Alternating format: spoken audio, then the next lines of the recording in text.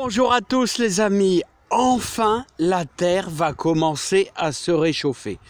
Alors il est très important les amis de commencer ces semis quand vous voyez, quand enfin les gelées vont s'estomper et que c'est le moment de travailler un bon petit coup. Alors vous avez plus ou moins des légumes qui résistent bien. Les oignons, vous voyez, résistent quand même assez bien. Au gel, les poireaux résistent très très bien aussi au gel. Si vous pouvez les voir là, voilà, regardez, tout se passe bien sur deux lignes. Par contre, ça pousse très très lentement. Les mange-tout résistent bien également au gel. Voilà. Donc les échalotes, bon, c'est un petit peu trop tôt là, et les échalotes aussi. Bon, certaines salades aussi sont vraiment très intéressantes, c'est-à-dire les batavias. Les batavias ainsi que les feuilles de chêne ont une excellente résistance, mais bon, bien sûr, on avait bâché, ça fait plus d'un mois qu'on avait notre bâche.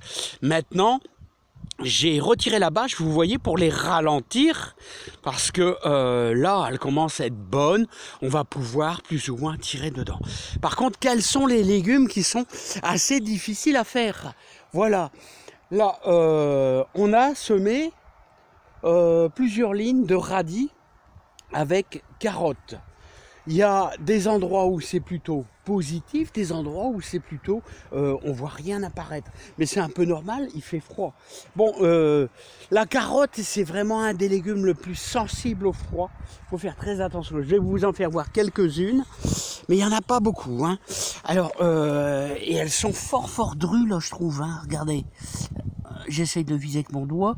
Vous voyez les petites pointes, là? Ça, c'est de la carotte, là. Là, c'est de la carotte, là, ici. Mais par contre, sur les deux autres lignes, il y en a un petit peu par-ci, par-là. Bon, je suis quand même assez content. Mais par contre, on va en semer une bonne variété que je vous conseille. Alors, une bonne variété, vous voyez, c'est là, tout simplement, la Nantaise 2, La Nantaise 2 que m'avait conseillé Philippe, un super jardinier, même prénom que moi, super bon. Alors on va la semer, mais on va la semer, vous voyez, avec un petit peu de semoule. Alors le but de la semoule, c'est pas de faire du couscous.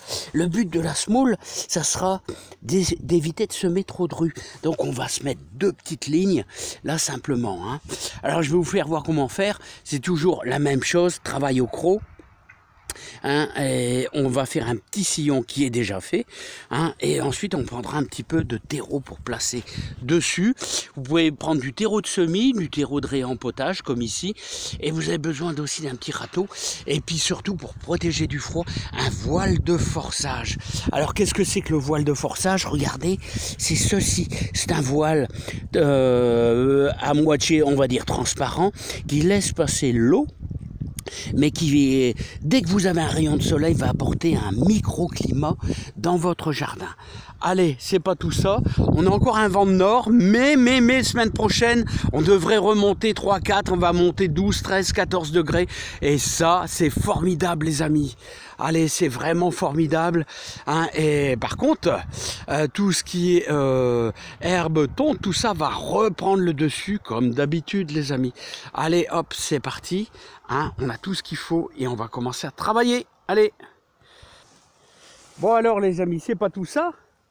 Il va falloir associer nos carottes avec notre semoule. Voilà, tout simplement. Alors, je vais prendre les carottes que l'on va associer, vous voyez, tout simplement. Voilà. Un beau petit sachet. Alors, vous allez bien sûr, regardez, vous allez bien sûr bien les mélanger. Voilà. Voilà, comme ceci, avec votre semoule de blé. Voilà, hop. Et ainsi, il y a quasiment, 2 cuillères à soupe de semoule, pas trop pleine non plus. Alors, on a préparé notre terre. Notre terre qu'on a affinée le plus possible avec notre croc. Alors vous voyez, pour casser un peu les mottes, vous les utilisez comme ça, votre croc pour casser les mottes. Là vous allez casser les mottes et ensuite vous allez travailler un petit peu comme ça. Et ensuite après, vous allez faire un petit sillon comme ceci. Vous enlevez tous les gros morceaux. Vous enlevez bien tous les gros morceaux, voilà, comme ceci, pour faire un beau petit sillon. Voilà. Et ensuite, notre sillon, il faut qu'il soit quand même humide. Donc on va prendre soin d'apporter de l'eau, pas mal d'eau les amis. Voilà. Voilà, on va le faire jusque là. Voilà. Ça vous permettra de bien voir. On n'hésite pas à bien mouiller quand même. Voilà. Et là tout simplement, on va semer dans notre sillon. Alors je pense que le smartphone va démarrer à peu près ici. Et là, on va faire une petite volée comme ça. Vous voyez. Alors, je vais vous dire,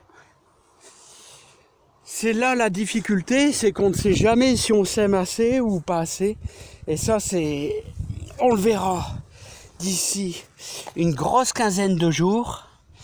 Alors j'espère qu'il va être bien cadré. Alors en général, je mets ma main comme ça, puis ensuite après, ça veut dire qu'il est bien cadré. Et vous allez prendre comme ça et vous allez parsemer. Voilà. Et on va continuer notre ligne. Vous voyez, comme ceci. Et donc on va parsemer. Je pense que là, c'est pas trop moche pour vous. Vous avez dû repérer un petit peu. Allez, c'est parti. Alors on va continuer notre ligne, tout simplement.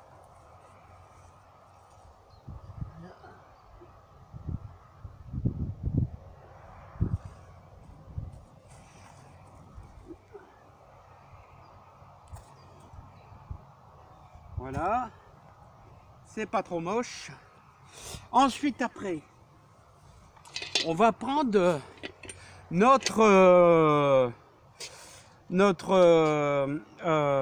terreau de réempotage. Terreau de réempotage qu'on va simplement placer vraiment dans notre sillon. Voilà, on ne va pas en mettre de trop. Parce que si vous en mettez de trop, les carottes vont pas lever. Il faut simplement mettre un filet, c'est important. Parce qu'une graine qui est trop enterrée, elle ne va jamais sortir de terre. Voilà, ensuite, je vais dégager un petit peu mon cordeau. Je vais l'amener là parce que je vais faire une deuxième ligne. Voilà. Comme ceci.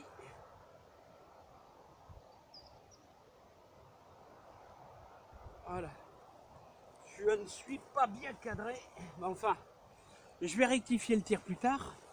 Et ensuite, après, vous allez simplement prendre votre râteau et vous allez tapoter légèrement, très légèrement. Vous voyez, comme ceci. Alors, le but de tapoter comme ça, c'est que vous allez avoir un très bon contact avec le sol au niveau de vos carottes. Voilà. On pourrait à la limite quasiment mettre un tout petit filet d'eau. Voilà, hop, un tout petit filet d'eau. Et ensuite, on va pouvoir y placer le voile de forçage. Bon, je vais faire mes lignes et on se rejoint dans quelques minutes. Voilà. C'est parti, mon kiki. Alors voilà les amis, il est important d'associer et d'utiliser tous les différents systèmes à votre disposition pour garder un peu la chaleur. Ici j'ai mis double couche. Alors vous avez vu, on a bien arrosé, on a superbement bien arrosé. Et là j'ai mis double couche de voile de forçage. Voilà. Vous le placez bien sur vos lignes. Vous le placez vraiment bien sur vos lignes. Voilà. Et maintenant, on n'a plus qu'à mettre quelques poids pour éviter que ça s'envole. Parce que, comme font les maraîchers, c'est-à-dire, ils mettent du poids. Voilà. Comme ceci. Voilà. Nos deux lignes sont juste ici. Et là maintenant, vous voyez, bon, il me reste quelques petits morceaux de bois à placer. Donc, les amis, vous voyez, c'est du boulot, hein, c'est du boulot. Hein. Alors voilà, on a tout bien placé nos deux lignes de carottes. On les a protégées, on les a bien mouillées. On n'a pas trop enterré la graine, hein, de 2 mm maximum, hein, avec un petit peu de terreau, de réempotage. Et ce qui est important de faire, c'est de mettre votre protection. Les carottes sont les légumes les plus sensibles au froid. Donc je vous invite, la Nantes 2 est une excellente carotte. Allez, je vous dis à bientôt. À bientôt les amis, et prenez soin de vous. Moi je vais terminer mon petit boulot.